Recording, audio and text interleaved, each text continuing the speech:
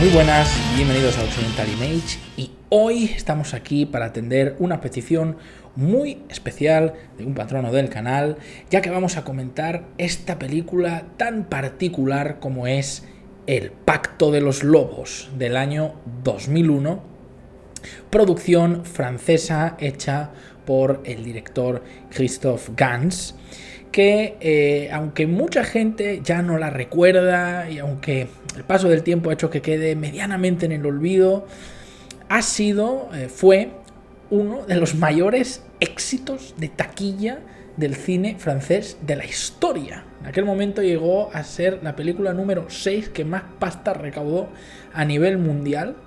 Y ya digo, el tiempo la ha sepultado bastante en el olvido, pero de hecho es una película difícil de olvidar si la has visto y la recuerdas, porque es una cinta que eminentemente llama mucho la atención y seguramente con solo mencionarla se os vengan a la memoria muchos recuerdos de esta cinta, porque es realmente singular, ya que El Pacto de los Lobos es una de esas películas difíciles de etiquetar, difíciles de clasificar dentro de un género o subgénero cinematográfico, pero que a pesar de la extraña combinación de elementos que tiene, consigue salir airosa de eso y sacar adelante una película francamente interesante.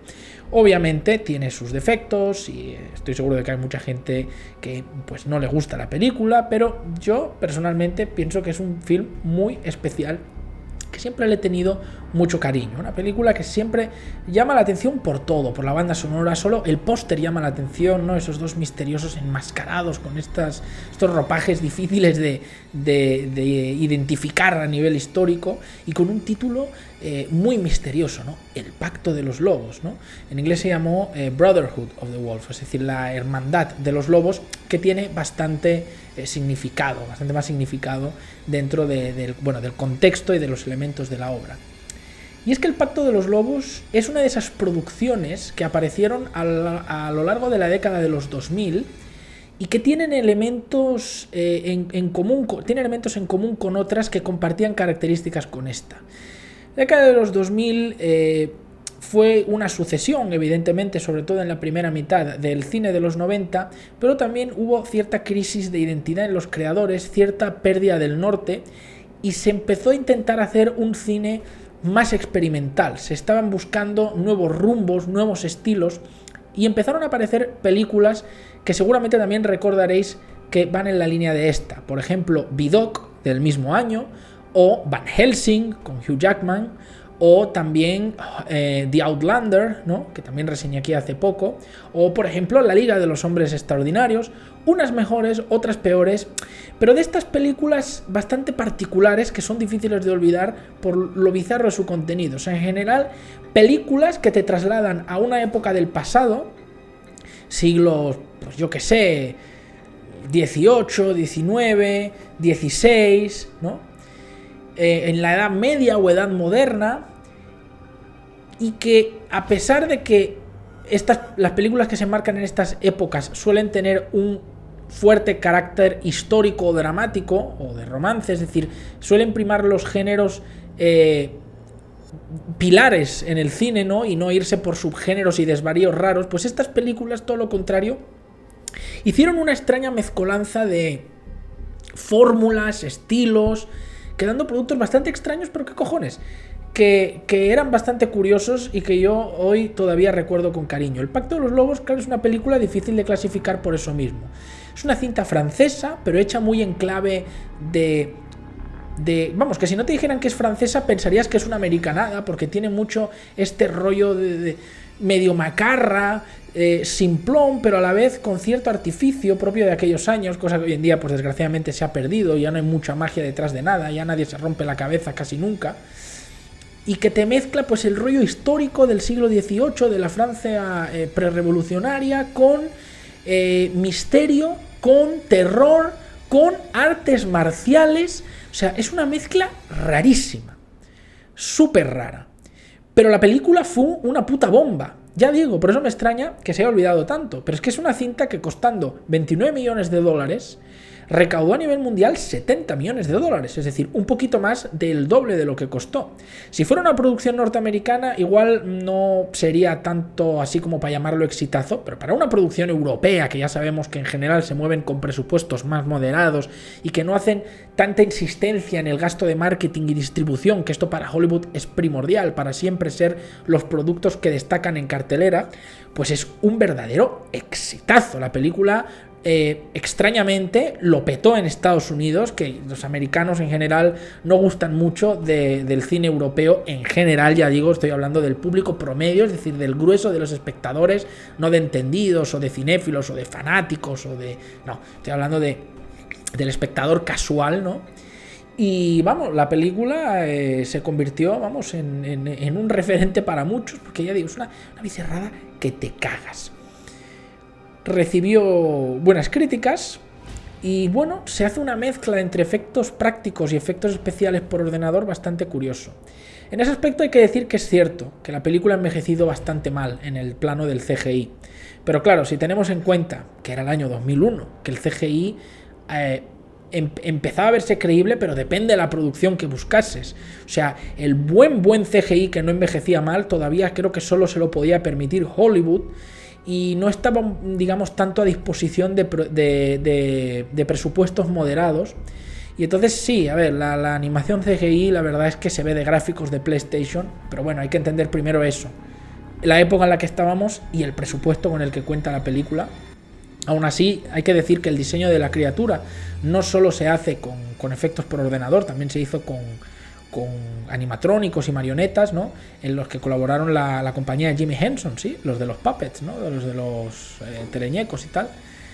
Y el resultado pues no quedó porque en general se usó solo la parte, digamos, artesanal para planos muy cerrados, o cuando la criatura se le ve solo una parte del cuerpo, pero cuando la criatura, digamos, que está en acción, atacando, luchando, pues ya se hace todo por ordenador y la verdad es que pierde bastante. Pero a ver, yo creo que es algo que como espectador de este año 2022, pues creo que tienes que ser capaz de perdonar. Es decir, hay que entender el contexto de la película, ¿no? Y es una película extraña por toda la temática que mezcla. Nos transporta a Francia en el siglo XVIII y nos habla de una criatura llamada simplemente la Bestia, ¿no? Que está aterrorizando una zona de Francia, dejando un montón de víctimas a su paso, ¿no? Y que específicamente solo mata a mujeres y a niños, no ataca a hombres varones adultos, ¿no?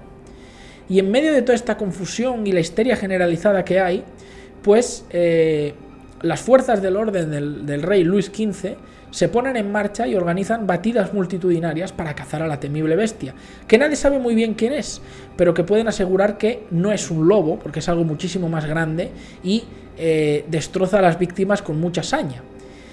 Y en este periplo, en esta coyuntura, aparecen los dos protagonistas que vienen de América. Uno es un naturalista, una especie, como podríamos decir hoy, pues como ambientólogo o biólogo, ¿no? Que viene acompañado de un indio, sí, un indio de Norteamérica, ¿no? Que él dice que es como su hermano, obviamente entendemos que no de sangre, pero es una especie de hermano espiritual, y se unen a las tropas del rey para dar caza a la bestia, pero el protagonista, Fonsac, está seguro de que lo que están cazando es un animal, no es un monstruo, no es una criatura infernal. Pero ya sabemos que pues, la imaginación de la gente, también parte de la ignorancia de la época y el folclore, pues adornan el relato, y todos los pocos que han conseguido verla y sobrevivir relatan que es una criatura fantasmagórica con unas fauces enormes, púas en la espalda, o sea, una criatura del Averno pudiera parecer, ¿no?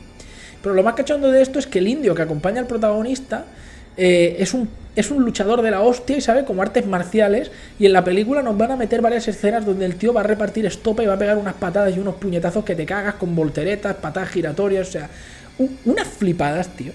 Y tú dirás, pero esto ¿cómo coño te lo van a vender? ¿Cómo encaja eso? ¿Qué sentido tiene, no?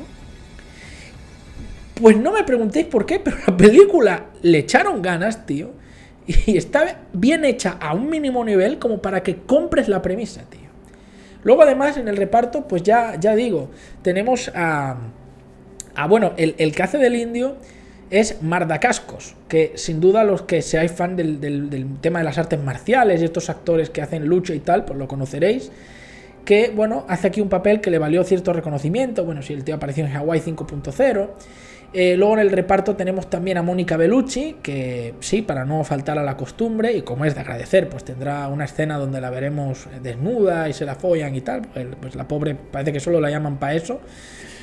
Es buena actriz, macho, pero joder, pues siempre tiene que salir desnuda por ahí, joder, es que es lo que llama Mónica Bellucci, su belleza, ¿no? Y también tenemos al que creo que por aquel entonces era su marido, Vincent Cassel, haciendo pues de un manco también, miembro de la corte, que ayudará, digamos, en cierta medida a los protagonistas, ¿no? Y entonces, con este reparto tan extraño y estas mezclas, que un monstruo, que la Francia del siglo XVIII y un indio que sabe artes marciales orientales, te venden esta película, ¿no? Y aún así funciona, tío. La película es muy entretenida, juega muy bien con el misterio, con la susceptibilidad del espectador, hace que te imagines a la bestia en tu cabeza como tú te la quieras imaginar, porque otra cosa que hace muy bien la película es que no muestra a la bestia directamente, siempre lo hace de refilón o directamente cuando la bestia está en acción lo vemos todo desde su punto de vista, ¿no? Con un plano de vista subjetivo. Y sí mostrar a la bestia, pero ya en el tercio final de la película, cuando ya pues no tiene mucho más sentido ocultarla. Pero ya digo, es una película del 2001, pero que todavía tiene estos detalles del cine de antaño, de sugerir es mejor que mostrar, de no tirarle todo a la cara al espectador, de no darle las respuestas todas masticaditas y explicadas de una forma sencilla, porque aunque se nota que Christoph Gans quiso ir con el rollo comercial, Hollywood fácil de vender, más superficial, sigue siendo una película europea que pues no tiene ningún problema en hacer escenas oscuras, escenas con bastante violencia, momentos bastante lúgubres, crueles, y pues escenas explícitas con desnudos, sexualidad. Es decir, es una buena película que mezcla perfectamente y de una forma balanceada lo mejor de los dos mundos, ¿no? Del cine americano de Hollywood más espectacular y más liviano, y pues ese rollo un poco más turbio, más retorcido, más rebuscado, un poquito más trabajado también en el guión del cine europeo, especialmente del cine francés, que ya sabemos que los franceses pues tienen muy buena pluma para escribir sus historias, y la mezcla queda cojonudamente bien. Pero ojo, para el que piense que la historia de esta película es una flipada, pues nada más lejos de la realidad, porque la historia que se cuenta en el film está libremente basada en historia real de Francia. Es decir, la historia de la bestia ocurrió en la realidad. Es decir, esta criatura que se conoce como la bestia de Gévaudan, que es donde ocurrieron estos hechos en Francia, digamos que entre comillas existió, por lo menos el mito, ¿no? Es decir, esto ocurrió de verdad en el 1700 y pico en Francia.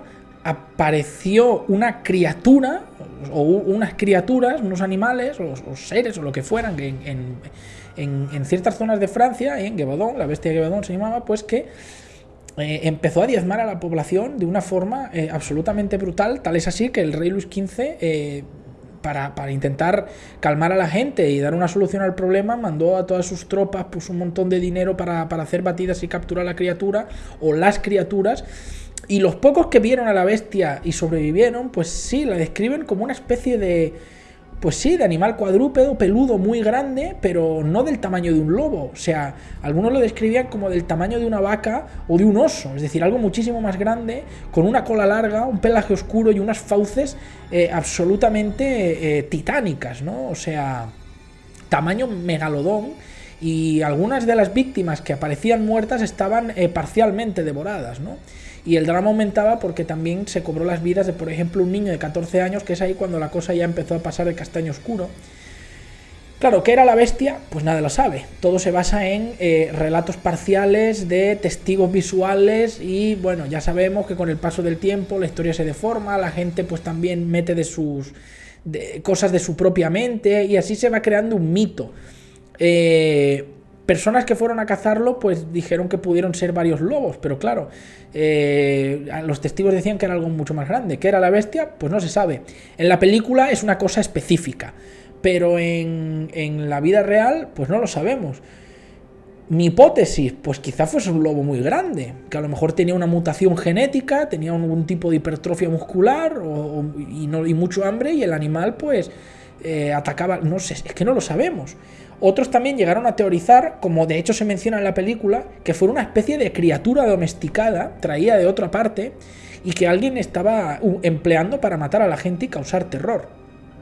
Luego también algunos mencionan que la criatura era resistente a flechazos, arguyendo pues que su pelaje no era el de un lobo, porque este hubiera perecido por las heridas en algún momento, y algunos llegaron a decir que si no era fruto de su propia piel, el animal llevaba algún tipo de blindaje o recubrimiento que alguien le habría puesto, en la hipótesis anterior, pues algún dueño, para hacerla resistente. Nunca se supo claramente. En cierto punto se dio el tema por concluido y como también se muestra en la película, pues un hombre que había enviado específicamente el rey, pues creó una especie de recreación disecada del animal para exponerla y tal. Hay dibujos, hay pinturas de la época que podéis examinar. Pero bueno, aquí en la película sí te dan una respuesta clara, bastante creativa, tengo que decir. Y la verdad es que, bueno, en cierta medida satisface en general la película las dudas del espectador hasta cierto punto. Y bueno, claro, luego la película además mete rollos como de... Pues no tanto de fantasía, la película también te quiere despistar un poco, como pasa con el protagonista, a que la criatura es una especie de demonio, que hay una especie de elemento fantástico o mágico detrás de todo, y al final todo acaba esclarecido de una forma medianamente coherente. Es una de esas películas que juega mucho con las apariencias, y bueno, ya digo, en el camino una recreación de época brutal, vestuario, caracterización, maquillaje, sencillamente espectacular. La banda sonora también muy buena, un buenísimo trabajo de fotografía que hace Christoph Gans, tanto en interiores como en exteriores, pues muchas veces consigue retratar el paisaje de una forma eminentemente pictórica. De hecho, Gans en esta película ya demuestra que es un tío muy observador en lo estético, cosa que yo creo que reafirmaría en la película que hizo después y por la que creo que es más conocido, que es su live action, su adaptación de Silent Hill, que por cierto ya ha dicho el hombre que le gustaría hacer alguna otra adaptación de Silent Hill, porque el tío es fan de los videojuegos y se nota, vamos, no por nada ha hecho precisamente, yo creo que una de las mejores adaptaciones de videojuegos de la historia, ¿no? Que tampoco la película es un despiporre y es que sea insuperable, pero vamos, desde luego la que tiene más virtudes y aciertos, incluso inventándose muchísimas cosas y reorganizando elementos de la franquicia a conveniencia de la historia, ¿no? Pero bueno, me desvío. En el Pacto de los Lobos esto el director ya lo demuestra, como por ejemplo, si os fijáis, hay una escena cuando encuentran a una víctima, a una mujer que ha caído presa de la bestia, y la vemos tendida como en un charco de agua, y la mujer, si os fijáis, la chica, el pelo y la posición en la que ha caído es exactamente igual que este famoso cuadro que os pongo en pantalla, y yo creo que esto no es accidental que el director lo haya hecho así. Es decir, tiene luego además estas como referencias al mundo del arte o la cultura popular que mete el director, que me hacen mucha gracia, ¿no? O sea, a mí me hacen tilín, ¿no? A algunos nos parecerá una tontería, pero a mí me llama muchísimo la atención, y luego además encaja muy bien con lo que al final resulta que es el plot twist o la sorpresa de la película. Y bueno, qué decir, el personaje del indio, de Marc Dacascos, pues también es una aportación muy buena a la película. ¿Cómo sabe pelear así? Pues no lo sé. A ver, si os lo preguntáis, porque alguno verá a Marc Dacascos y dirá, bueno, ¿y este tío de dónde es? Porque sí, te puede parecer una especie de indio, pero también en realidad el tío parece filipino, pero también parece asiático. O sea, pero asiático me refiero a asiático continental, pero también tiene como una especie de rasgo medio europeo. ¿De dónde viene? ¿No? Pues es que realmente Marc Dacascos tiene muchos cruces de varios lugares de su familia paterna y materna. O sea, su padre era filipino, español y griego, tenía ascendencia filipina, española, griega por parte paterna, y luego la madre tenía ascendencia japonesa. Entonces, que por cierto, por curiosidad a pie de página, la familia materna de Dacascos se supone que se sabe que murió cuando se tiró la bomba nuclear de Hiroshima, eran de ahí. Bueno, pues claro, tiene esta mezcla étnica tan particular que claro, el tío te sirve para hacer de filipino, para hacer de indio, para hacer de japonés, para hacer de todo, porque en varias películas lo han usado para representar diferentes países e etnias, y claro, cuela perfectamente porque además tiene un rostro que es una mezcla perfecta, parece que lo hayan pintado, que lo hayan moldeado en un programa de diseño 3D y hayan dicho, pues le pongo cejas de tal y ojos de cual. Tiene un look muy particular, pero vamos, yo creo que no podía haber elegido a mejor actor para hacer del indio hermano lobo, ¿no? del protagonista. ¿Y qué puedo decir? Pues al final las resoluciones de la película las deja bastante claras. Se les va un poco la flapa en cierto punto la historia, pero la verdad es que pues, termina siendo bastante convincente. Hay muchos puntos que perfilar, que aportan algunas escenas en el prostíbulo, pues no lo sé. O sea, al final parece todo un pretexto para que veamos a la Bellucci en escenas de cama. El personaje de Vincent Cassel en cierto punto no tiene mucha relevancia, luego al final resulta que sí, pero por by the kinder, luego además le tienen que dar una escena de pelea al tío porque se ve que le gusta. Cuando hizo también en aquellos años la de los ríos de color púrpura con Jean Reno, fue lo mismo, tiene esa escena que recordaréis que se pega de hostias con unos neonazis y parece que dijo, no, yo quiero una escena de mi personaje dando hostias de kung fu y de karate a diestro y siniestro y me la ponéis en la película, cueste lo que cueste, aunque no tenga nada que ver con la trama principal del film. Y aquí en el Pacto de los Lobos también se ve que dijo, chaval, que a mí me gusta este tema y me pones a pelear y punto, ¿no? Y bueno, las coreografías que se tiran están bellísimamente diseñadas, dirigidas, perfectamente coreografiadas y tiene muchísimos momentos en la película que son de agradecer. Juega mucho con el misterio, con el terror, en fin, que te tiene al borde del asiento y te tiene atento a lo que pasa a pesar de que es una película rarísima, ¿no? Yo realmente creo que la gente la valoró de una forma negativa, yo creo que de forma injusta. Y ya digo, dentro de lo flipada que es y las cosas que tiene por pulir, pues ¿qué queréis que os diga? A mí es una película que siempre me ha gustado mucho. Yo la recordaba en aquellos años y decía, digo, joder, qué larga es la sombra de Matrix, porque es que esa película volvió a poner de moda el tema de las artes marciales y se notó muchísimo en aquellos años en el cine, porque se volvieron a hacer muchas películas con artistas marciales y tal. Y en el Pacto de los Lobos dices, pero ¿qué coño va a tener esto que ver en la Francia del siglo XVIII que haya un indio por ahí pegando volteritas? Pero no me preguntéis cómo la película lo hace ver coherente y consistente con la historia, macho. O sea, es que es una película que si tú yo no sé cómo coño Christoph Gans consiguió financiación.